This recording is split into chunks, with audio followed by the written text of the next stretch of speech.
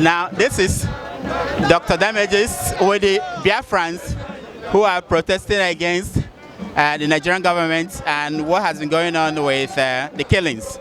So let's talk to some of them. Hey, what's your name? My name is Ike Peters. Ike Peters. Yes. So why are you here today? I'm out here to tell Nigeria to leave us alone. We want to go. We want to go. We want a referendum. Just tell us. Put a vote. You want to go? You don't want to go? If they say we want to go, if we win, we go. We don't win, we stay. Yeah. It's a very but they're saying that there's no provision for that in the Constitution.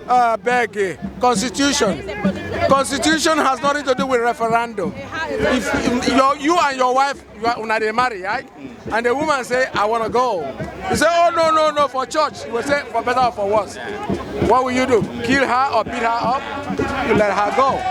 But when they say that the Eastern governors were the people who said they should prescribe... Those people who elected them, they're not defending us, they're working for the federal government. Let us have a referendum. If they think that they are winning, just referendum. It's very simple. If we don't get 80%, we'll stay. If we don't get 80%, we stay. Okay. If we get anything 80%, we'll stay. Okay, let me talk to somebody else. So, yes. Where is Nnamdi Kanu? Why are you worried? Nigerian government. Yeah. Why are you worried about asking IPOB or Biafrans about Nnamdi Kanu? Nnamdi Kanu is held by Nigerian government. Who went to his house and invaded him? The government. So they asked them the question. They said they don't have him. Well, they are lying to you. They have never told the truth and will never tell you the truth. There is no Nigerian government and Nigerian people are the biggest liars on the planet. Now, who is speaking for the Eastern people? Is it Ohaneze or is it the IPOB? Let me tell you. Let me open your eyes and your ears. And for the people who are listening, Biafrans have chosen their leader. And who is that? Nnamdi Kanu. Don't give them a leader and tell them Ohaneze is your leader. Okorota is your leader. No, they followed him in mass. They followed him everywhere he went. We have a leader. If you want to know everything about Biafrans, call him, talk to him. Without him, there will be no peace in Nigeria. Any more questions? So what is the end game now? Now that Nnamdi is not there anymore and we don't know where he is, what's the end game? What's the plan? Well, you said Nnamdi is not there anymore. Is there anything that you know that we don't know? No, I'm asking. We are trying to find out. No, you said now that Nnamdi is not there on the ground. No, who said that he's not there? Oh, he's there? Oh, well, ask him. No, we don't know. We don't. The government is saying said that he's not there. No. IPBO we have told them to produce him. Yeah. When they fail to produce him, then they will hear from us. You understand what I'm saying? Yeah. The question with Nigeria, that's zoo. That's damnable zoological republic. That place. You don't understand how much that place have damaged Nigerians in general. Everybody. This place is not just Nnamdi wasn't fighting for the Igbos or the Biafrans, which include the whole Biafran states. He's also fought for Yoruba people. He also fought for Hausa people who are seriously, for centuries, been marginalized in the north. So why do you want his head? I mean, why must Nigeria want his head? This man has done a great stuff for Nigerians in general. His critics are saying that the way he pursued the struggle, the way he was trying to demean other ethnic groups, instead of fighting the way you talk now, fighting for everybody, okay, that destroyed the struggle itself. Okay, let me tell you, the underlying reason, not him, the underlying reason why people are telling you he is preaching hate is because of envy and anger over the Igbos. That's number one. Number two, ignorance of Nigerians not knowing that the person they are talking about is actually fighting for them. The third one is that Nnamdi Kanu, as a Nigerian citizen, has every right in the world to say what he wants to say. That you are Oba or governor, you're not immune from criticism. Nnamdi criticized everybody, including himself. So why would Yoruba people in general want his head, and Hausa say, oh, bury him today? Why? What did he do? Only words. He said, you know, he went to Afibo and he said to them, when in those days you guys used to go to the bush and come back with a man's head. You know what? When I go to Abuja, I'm going to come with Buhari's head. They say, oh, Buhari said he's insulting me. Man, you are a comedian. Why don't you say Nnamdi is a comedian as well? Because what he says is very, very funny. You know, he has court case to answer next month. This month, right? On the 17th. When that statement was made, how can Nnamdi go? He doesn't have arms.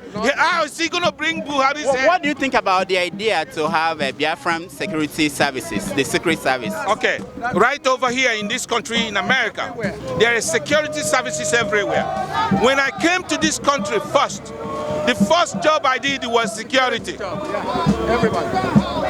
And besides that, you all know how much our people were being slaughtered. Some Yorubas were also slaughtered by Hausa Fulani herdsmen.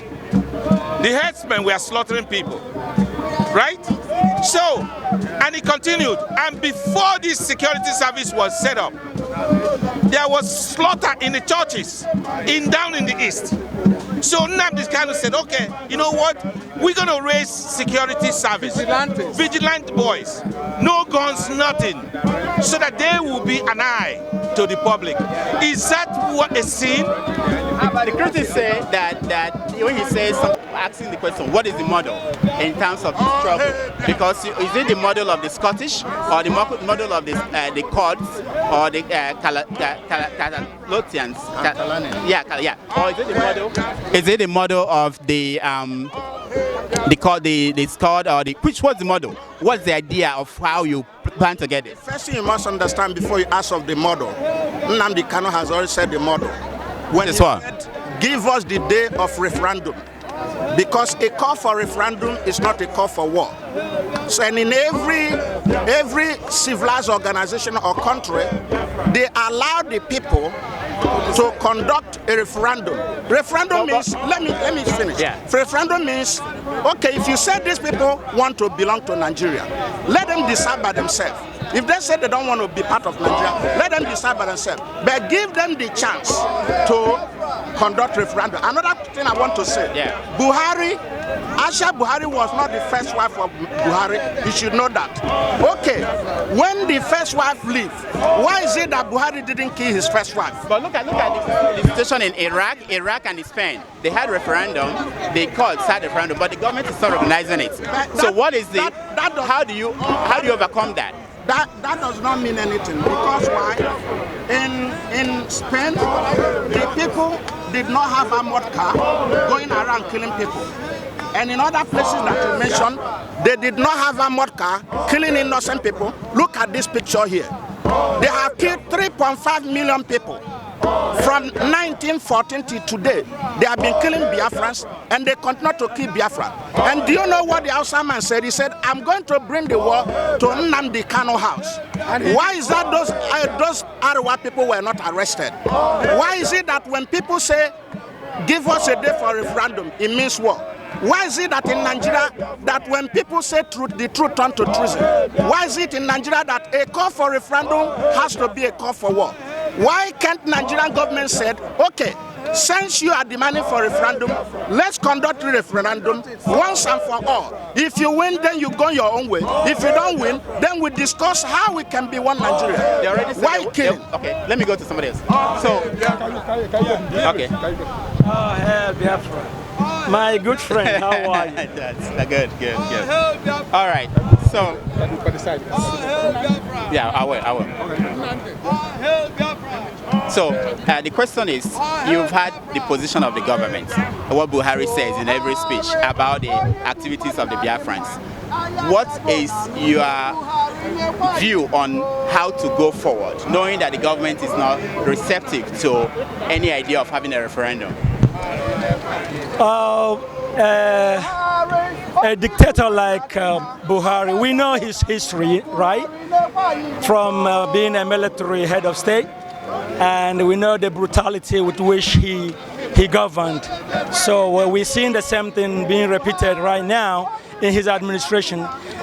It's hard to call this a democracy right now, what's happening in Nigeria. The way due process has been tossed out, the way he disobeys the court orders, and arbitrarily, sets the military upon a peaceful, unarmed people. So I will not take anything Buhari says seriously, because he's not governing as a civilian president. He's taking what is happening in Nigeria very lightly, because his people, the Hausa Fulanese, have Nigeria in their grips.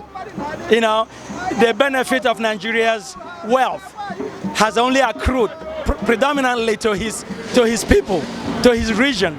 Allah is building a railway from Abuja to his house. That's the kind of country that we have. So why would anybody in his right mind take Buhari seriously right now? People say he's fighting corruption. Look at what is happening under his own administration. Okay, so his administration is going to end up to be one of the most corrupt Nigeria has ever seen. We know he's the most tribalistic of all the heads of state and all the presidents Nigeria has ever had in terms of his appointments. Look at how he's appointing all his, cabinet, and all the all the appointments are from his region. Is that what Nigeria, the so-called Nigeria that we once dreamt of, is all about? So people have given up on that kind of Nigeria. Now let me ask you, the Igbo elites, they are saying that you should forget about Biafra, that it's about restructuring. But it doesn't seem like people here are buying that. Yes, I know what the Igbo elites are saying. I know what the Igbo politicians are saying. But let's remember, if government is for the people, which is something that Nigerians have forgotten about, if government is for the people, shouldn't they be listening to the people? I can bet you today that if you take a referendum in Igbo land and in the whole of Biafra region, I can guarantee you that more than 80% of Igbos and Biafrans will vote to get the hell out of Nigeria, because Nigeria has not served their interest. The people you call Igbo elite are the people that are benefiting from the rot called Nigeria. The politicians are getting fat. We know how the money they make from the oil, and they're cutting them all over out. So the elite you're talking about are working for the Nigerian government. So why do you think they will let Nigeria change? If Nigeria changes, they will no longer have the opportunity to loot the way they've been looting. So yes, I know very well that the Igbo elite are singing the Nigerian song, but nobody's pointing you the way forward in that song. We've gone through this for the past 60 years, and we've seen Nigeria going backwards instead of forward. Take any parameter of measuring development in Nigeria today and tell me which one that is looking up. I don't see one. So yes, they can keep singing Nigeria, but the Nigeria we have today is a Nigeria that was recreated in the image of the North. You know it, I know it. Like, I'm going to destroy the zoo. What does he mean by that? Let me tell you. When he says I'm going to destroy the zoo, because your politicians, the cabals in the North, in the Yoruba land, and some of them in the East, don't want to say the truth. So what does the truth do? If you are a believer like I am, the Bible says, thou shalt know the truth, and the truth shall set you free. Right? Nnamdi said, I'm going to destroy the zoo. When Nnamdi tells the Nigerian public the truth, what happens? They will become conscious because right now they are sleeping slumber.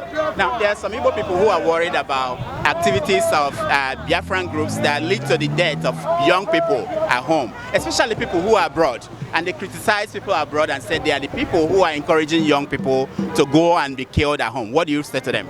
Well, the activities of young people groups in Biafran land. Yeah.